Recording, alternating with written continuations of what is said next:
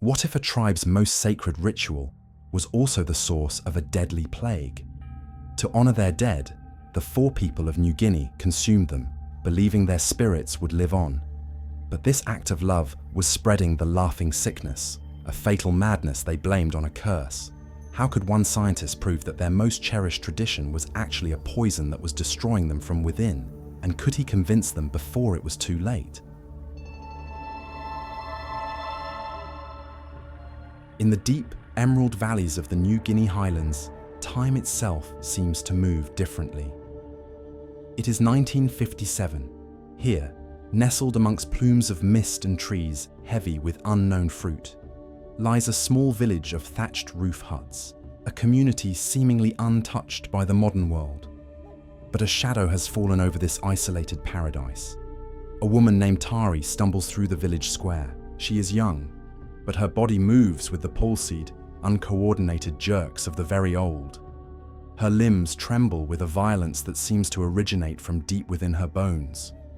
She tries to call out to her family, but her speech is slurred, her words lost in the struggle between her mind and her body. She attempts a reassuring smile, but her facial muscles pull her lips back into a grotesque, fixed grin, a mask of joy hiding an unspeakable terror. From her throat comes a low, unnerving chuckle, a sound completely disconnected from humor, a laugh born of malfunctioning nerves. The other villagers watch her, their faces a mixture of profound pity and a deep, primal fear. They do not see a disease, they see a curse. They whisper the name of the sickness in hushed tones. Kuru, the laughing death, and they whisper of the rival sorcerer in a neighboring valley, who, they are certain, has sent this evil to devour Tari's family from the inside out. The roar of the small propeller plane was a violent intrusion into the valley's ancient silence. It bounced to a stop in a rough, hastily cleared field, its metal skin gleaming under the equatorial sun. From the cockpit emerged Dr. Alistair Finch.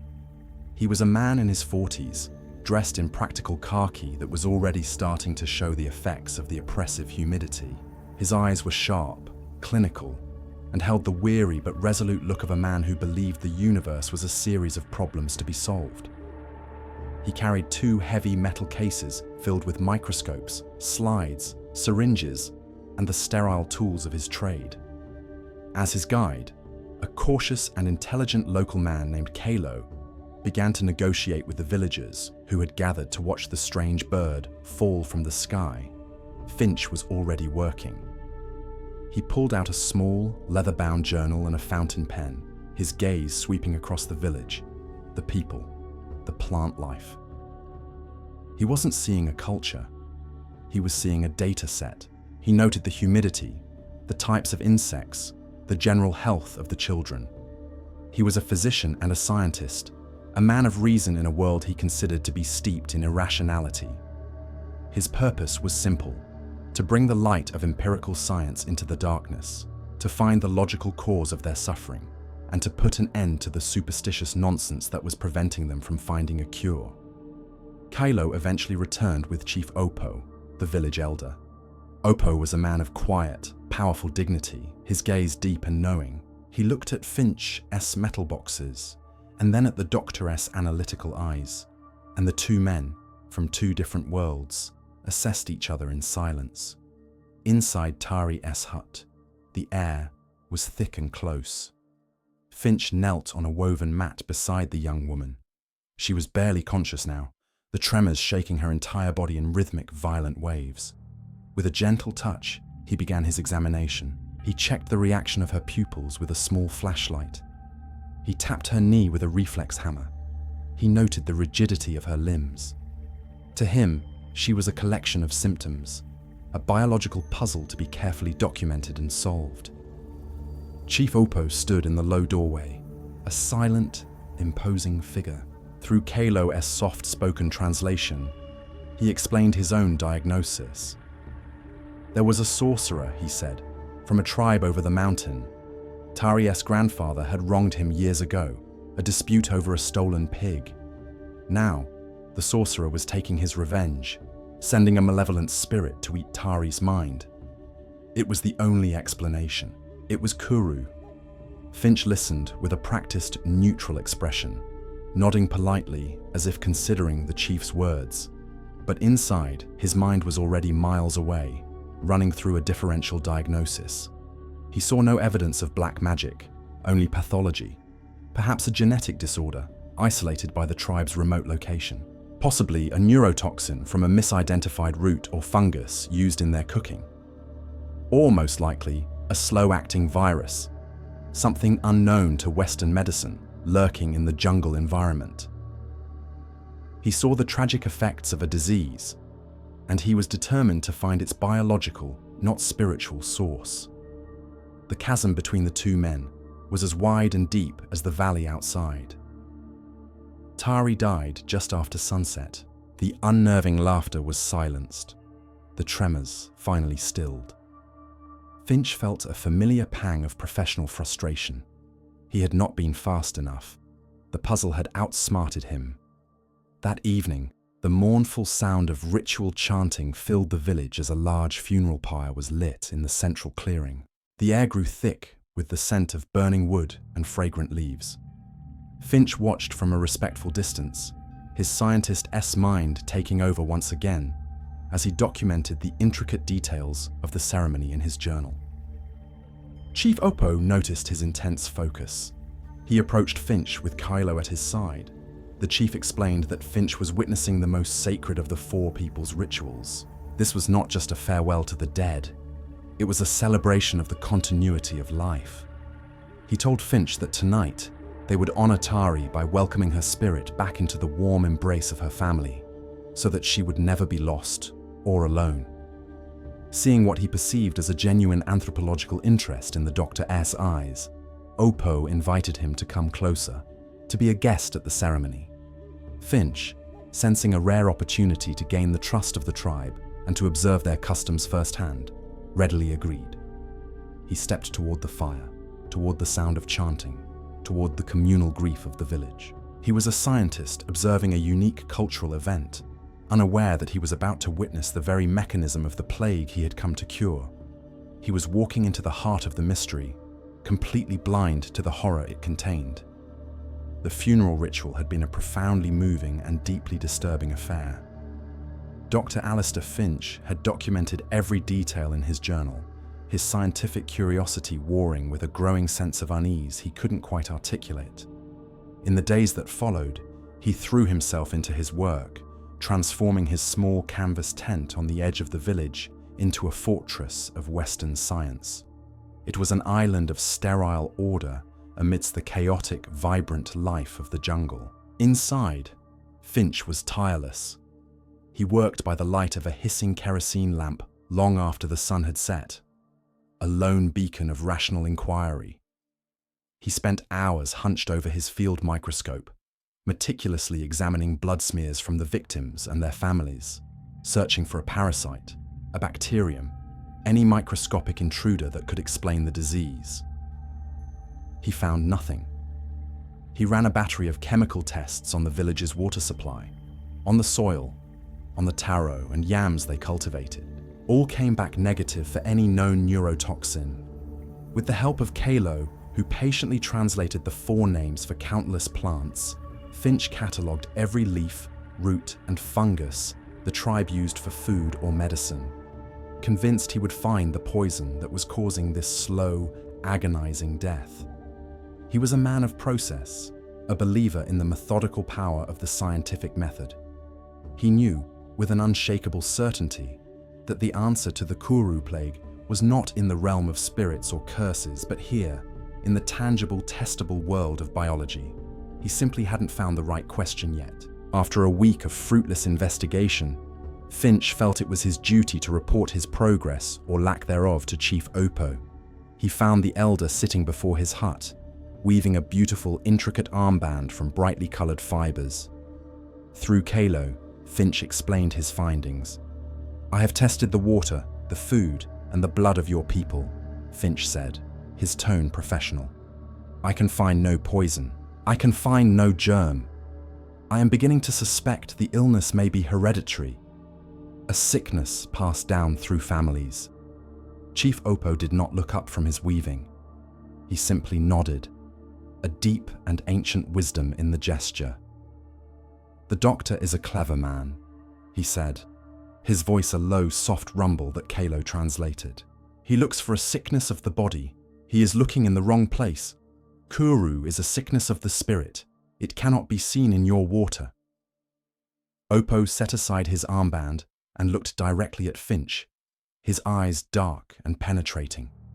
"Many generations ago," he began, "a man from our village betrayed a man from the village across the valley. A great wrong was done.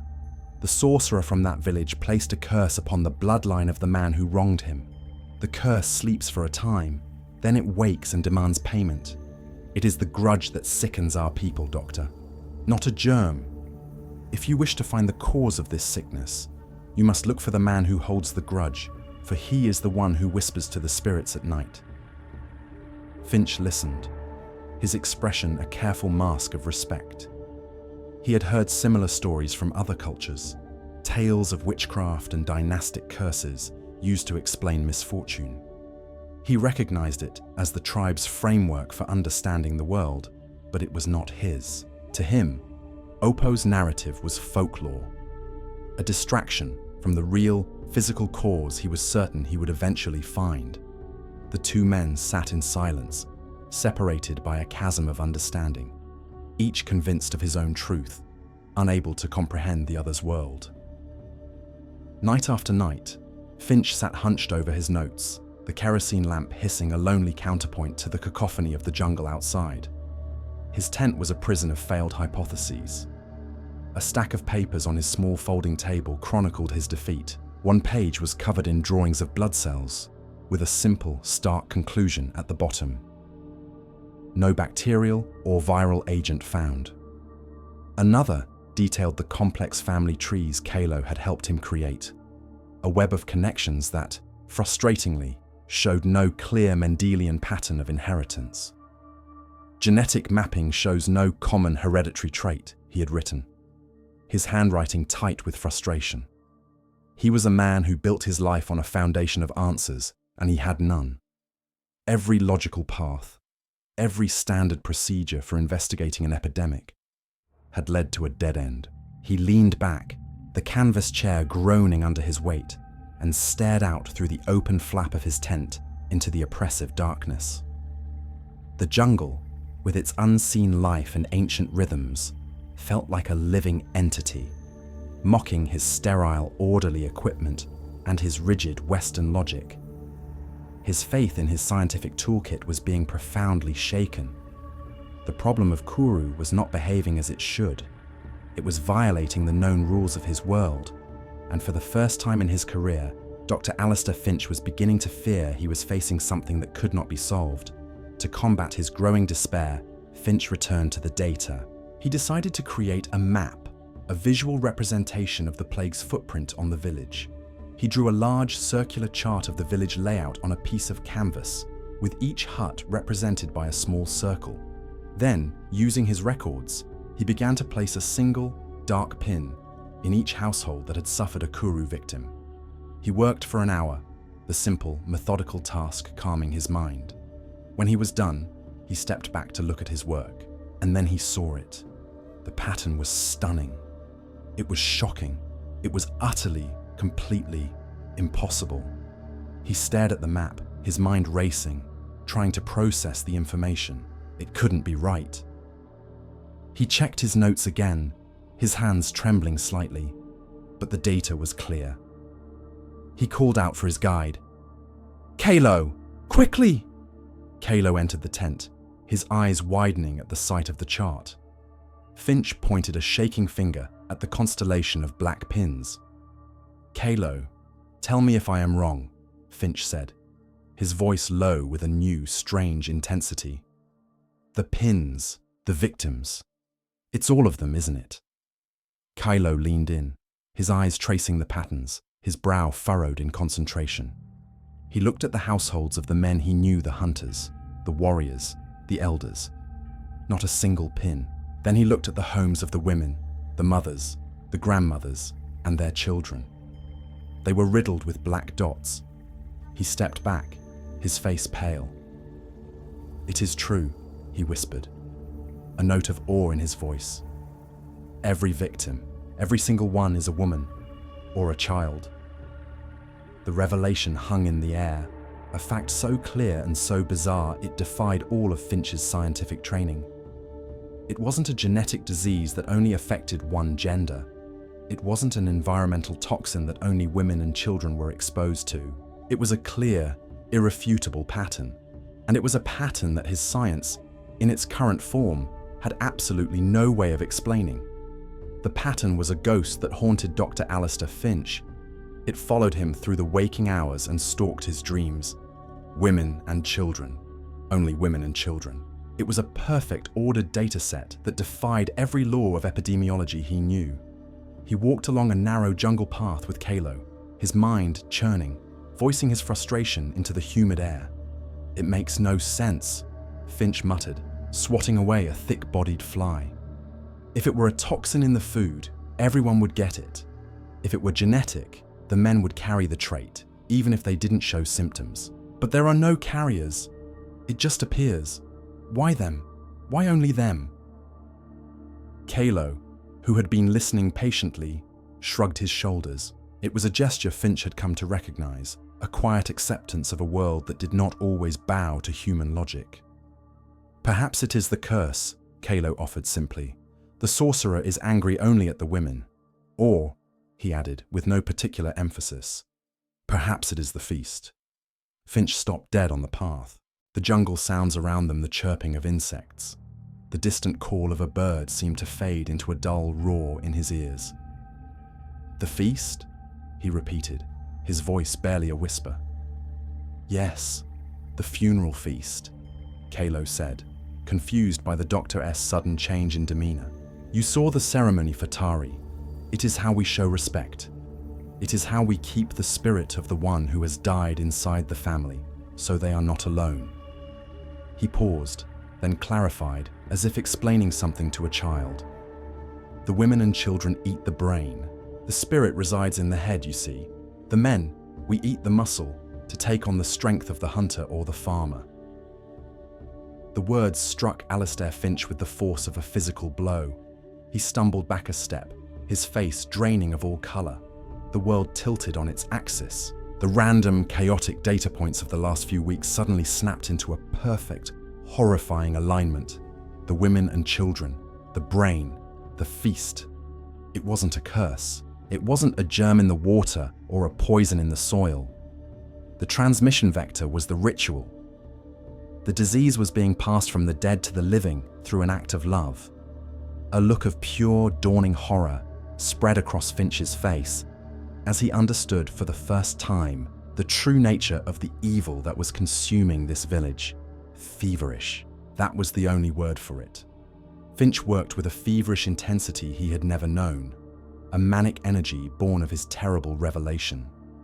Back in his tent, he swept his old notes, the painstaking genetic charts, the water sample analyses, the botanical catalogues off his table and onto the dirt floor. They were useless, relics of a world of neat, orderly diseases. He was in a new territory now, a place where pathology and anthropology had collided to create a monster. He took out a fresh sheet of paper and a new pen. At the top of the page, he wrote his new hypothesis, and his hand trembled as he formed the words, as if the concept itself were a contagion. Hypothesis. Infectious agent is concentrated in brain and nerve tissue. Primary transmission vector. Ritualistic endocannibalism. He stared at the phrase, endocannibalism. It was a clinical anthropological term, but it did nothing to blunt the horror of the reality it described. This was not a disease that attacked from the outside. It was invited in. It was consumed. He now understood that Kuru was not just a plague. It was a self-inflicted wound, a cycle of grief and death that was being perpetuated by the very people it was killing. And he knew, with a sickening certainty, what he had to do next. To prove this monstrous theory, to have any hope of stopping the cycle, he couldn't rely on water samples or blood tests. He needed proof from the source. He needed a sample of brain tissue from a Kuru victim.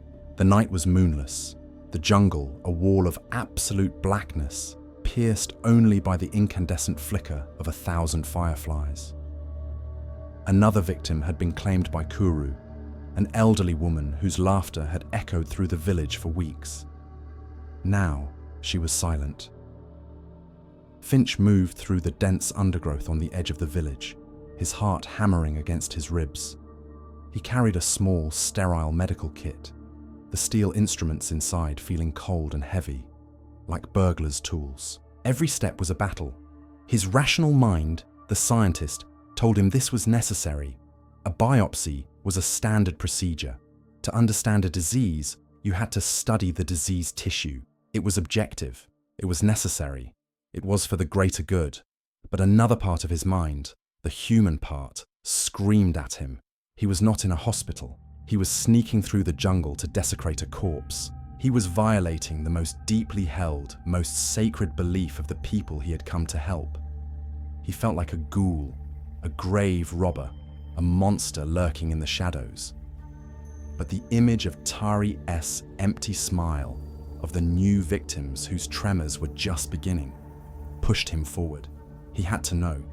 He needed proof. He reached the edge of the sacred burial ground, a small clearing where the body of the old woman lay wrapped in banana leaves, awaiting the morning's ritual. He crept forward, knelt beside the body, and opened his kit. The polished steel of a scalpel caught the faint starlight. His hands trembled as he reached forward. As his hand moved toward the body, a torch suddenly flared to life just meters away. Finch froze, caught in the flickering orange light like a startled animal. Chief Oppo stood there, his face a mask of profound, sorrowful rage. He was not alone. He was flanked by a half-dozen of the village's strongest men, their faces grim and hard in the firelight.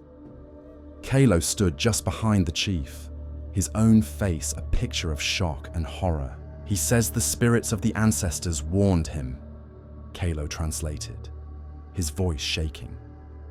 They told him a shadow was creeping into the sacred ground. Oppo took a step forward.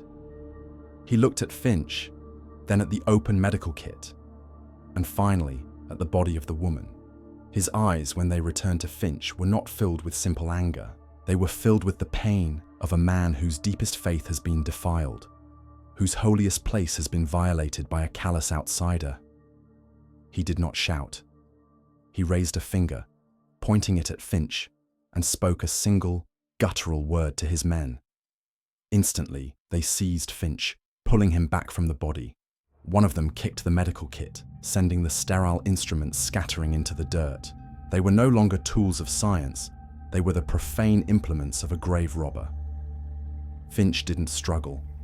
He knew it was over. He had failed. He had been caught committing the ultimate sin against their culture. Chief Oppo spoke again, his voice low and final. "He says you are cast out," Kalo whispered, unable to look Finch in the eye. "Your work is an abomination. You are forbidden from this village. You are to be left to the jungle." Finch was dragged away from the light of the torch, banished into the darkness he had tried to conquer, leaving him utterly alone with his terrible, unprovable truth. Banished. The word was absolute. Dr. Alistair Finch was now a ghost in the forest, a man without a tribe, without a purpose. He had been forced to move his small tent miles from the village, into the deep, suffocating humidity of the jungle. His supplies of canned food and purified water were dwindling. His days were spent watching the village through a pair of binoculars, a distant, detached observer of the life he was forbidden to join. He was a man of action and answers, now trapped in a state of knowing, but being unable to act, the ultimate frustration for a man of science and reason. From his perch on a high ridge, he could see the patterns of daily life continue. But he was watching for the sickness, and one afternoon he saw it. A young girl, no older than 10, stumbled while playing with her friends. A barely perceptible tremor in her hand, a slight unsteadiness in her gait. To anyone else, it was a child's clumsiness. To Finch, It was a death sentence. He lowered his binoculars, his heart a cold, heavy stone in his chest. He knew the progression. He knew the inevitable, horrifying end that awaited her. And he was utterly, completely powerless to stop it. He had the truth, but his truth was useless here. One night, as Finch was cleaning his microscope lens by the dim light of his lantern, a figure emerged from the shadows of the jungle. It was Kalo. He moved silently, his face a mask of conflict and worry. In his hands, he carried a small, tightly sealed container fashioned from a gourd. "Kalo, you shouldn't be here," Finch whispered, his voice hoarse. "If Oppo finds out..." "Oppo talks to the spirits," Kalo replied, his voice low. "You talk to the sickness. I want to see which one has the better answers." He placed the gourd on Finch's small table. "A wild pig," he explained. "It often eats the scraps from the village. Yesterday it started to shake. Today, it died." Finch stared at the container, his breath catching in his throat. It wasn't a human sample, but it was the next best thing. An animal that had almost certainly consumed infected tissue. With trembling hands, he opened the gourd. Working with a desperate, focused energy, he took a small sample of the brain tissue and prepared a slide. He turned up the flame on his lantern, bent over his field microscope, and adjusted the focus. The image that swam into view was blurry at first, but then it sharpened. Finch gasped. The tissue was unlike anything he had ever seen. It was riddled with microscopic holes, giving it a porous, spongy appearance. It looked like a piece of cheesecloth, a delicate lattice where healthy brain matter should have been.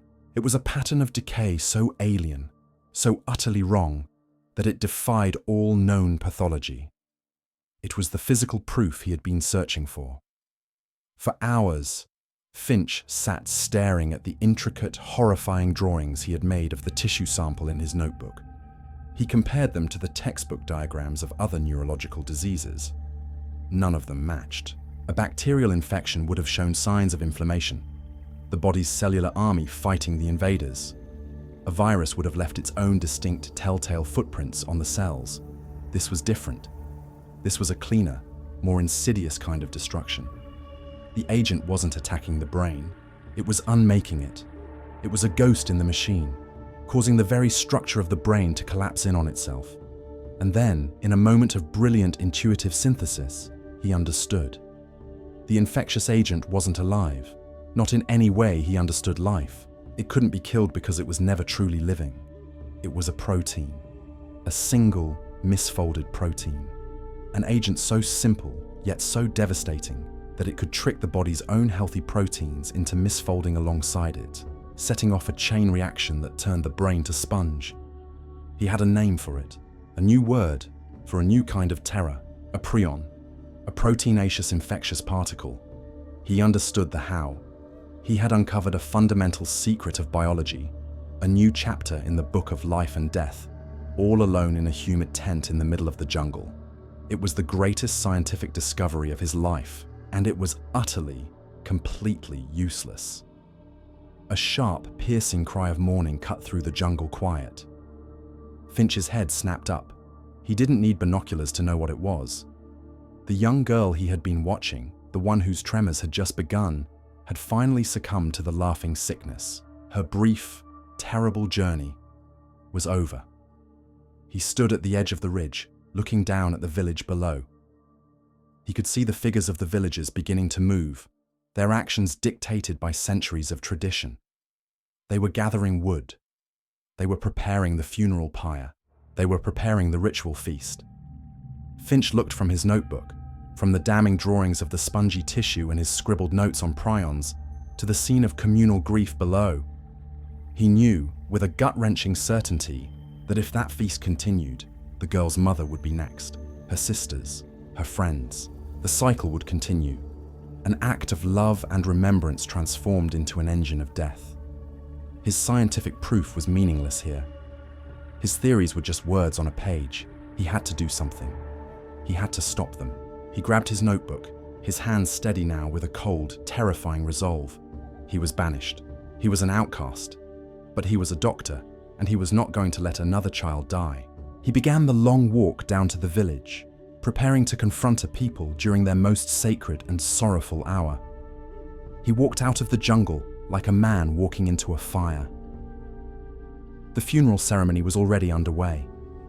The body of the young girl lay on a bier in the center of the village clearing, and the air was thick with the smoke of sacred herbs and the sound of low, keening chants.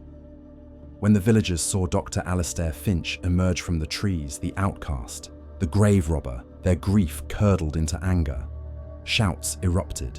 Several men moved to block his path, their faces hard with menace. Finch did not stop. He held up his hands, palms open, not in defiance, but in a gesture of peaceful surrender. He walked slowly, deliberately, into the heart of their anger, stopping a few feet from the grieving mother. Kalo, who had followed him, stepped nervously to his side. Finch's voice, when he spoke, was not the detached tone of a scientist. It was the raw, pleading voice of a man who had seen too much death. He did not speak of prions or pathology. He spoke of family. "Please," he said, his voice cracking with an emotion that needed no translation. Ask her about her daughter." Kalo translated, his own voice trembling. Finch looked at the grieving mother, his eyes filled with a shared sorrow. "Ask her if she remembers her daughter's laugh, not the sick laugh of Kuru, but the real laugh of a happy child." The woman looked up, her eyes full of tears and fury. "Tell her," Finch continued, his voice dropping to a near whisper, "that the ritual she is about to perform, the act of love and remembrance to keep her daughter's spirit close, tell her that it is a poison. Tell her that the spirit she welcomes into her body will consume her, just as it consumed her child. Tell her that if she does this, her other children will have to do it for her, and then their children for them, until there are no children left." His desperate, grief-stricken plea hung in the smoky air, a truth more terrible than any curse. Chief Oppo stepped forward, his body rigid with the weight of his authority and his faith. His face was a mask of conflict, torn between the doctor's horrifying words and the traditions of 1,000 years. "You ask us to abandon our ancestors," he declared, his voice booming through the clearing. "You ask us to break the chain that binds us to them, to let their spirits wander, lost and alone in the darkness. This is our way. It is the path we have always walked. If you continue on this path," Finch countered, his voice rising to meet the chief's, "there will be no one left to walk it. Your ways will die because your people will die. Look around you, Oppo. Where are the grandmothers? Where are the mothers? You are burying your future." The two men stood in a stalemate, a clash of worlds, of faith and fact. The villagers were caught between them, their faces a mixture of confusion, anger, and a dawning, terrible doubt. The ceremony had halted. The air was electric with tension. It was then that Kalo took a hesitant step forward. He turned not to Finch or Oppo, but to the people. He began to speak in the fluid, lyrical tongue of the Fore, his voice earnest and clear. "He is not telling you to abandon the ancestors," Kalo said, his words weaving a bridge between the two impassable shores. "He is telling you that the curse our elders spoke of is real, but it is a clever curse. It is a shadow that has hidden itself inside our most sacred ritual. The sorcerer's poison is not in the air or the water. It is in the feast itself. The act of love has been turned into a weapon against us. To honor the ancestors now, to save our people, we must refuse the poison. We must find a new way to keep their spirits with us." All eyes turned to the grieving mother. She sat before the body of her daughter, her face a canvas of unimaginable pain. She looked at her daughter's still face, then turned and looked at her other children, who huddled together, their eyes wide with fear. She saw her past and her future, and she saw the terrible choice that lay between them. The silence stretched on, thick and heavy. She was the one who had to choose, to honor her dead child in the way of her ancestors, or to protect her living ones.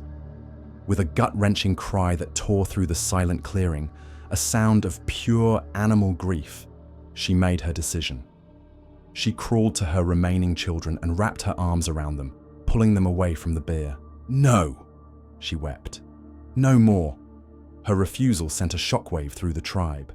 A few men shouted in anger, gesturing at the body, at the violation of tradition, but they were drowned out by a profound silence from the others. The women, the ones who had lost their own mothers, their sisters, their daughters, looked at each other. They saw the pattern. They saw the truth in the empty spaces in their own families. It was not a theory. It was a reality they had been living for generations. The curse was real, and it was the feast. A schism had formed. It was not a complete victory for Finch's science, but it was a beginning. It was enough. Years later, an older, greyer Dr. Alistair Finch sat in a cluttered university office, half a world away from the misty highlands of New Guinea. The air smelled of old books and dust. He held a thin airmail letter in his hands. It was from Kalo, whose English was now flawless.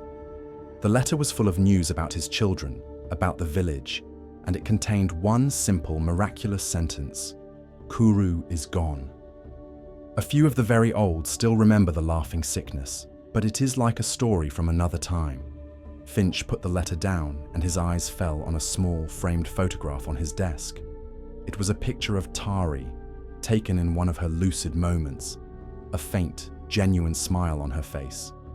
He touched the cool glass, his expression one of profound, weary sadness. He had won. His science, his terrible hypothesis, had been proven correct. He had saved a people from extinction. But the silence of his office was heavy with the weight of his victory. In saving the Fore, he had been forced to destroy their most sacred belief, to unravel a part of their culture that had defined them for centuries.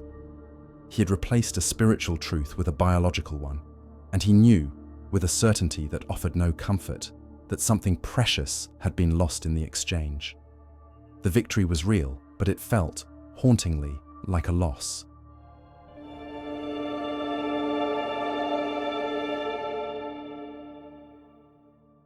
At the end of that story, science provides a clear answer.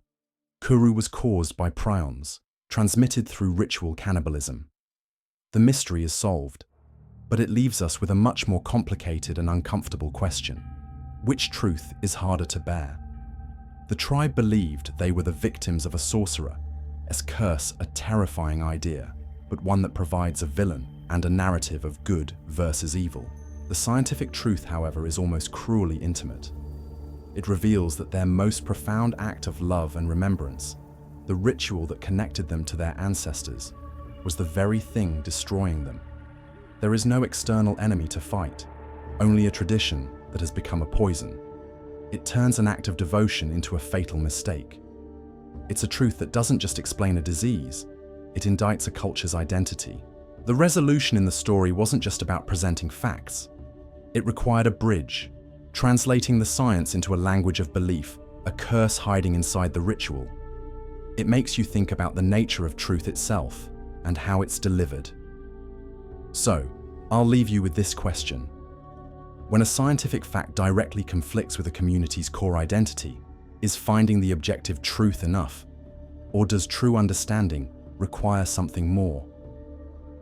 Let me know your thoughts in the comments.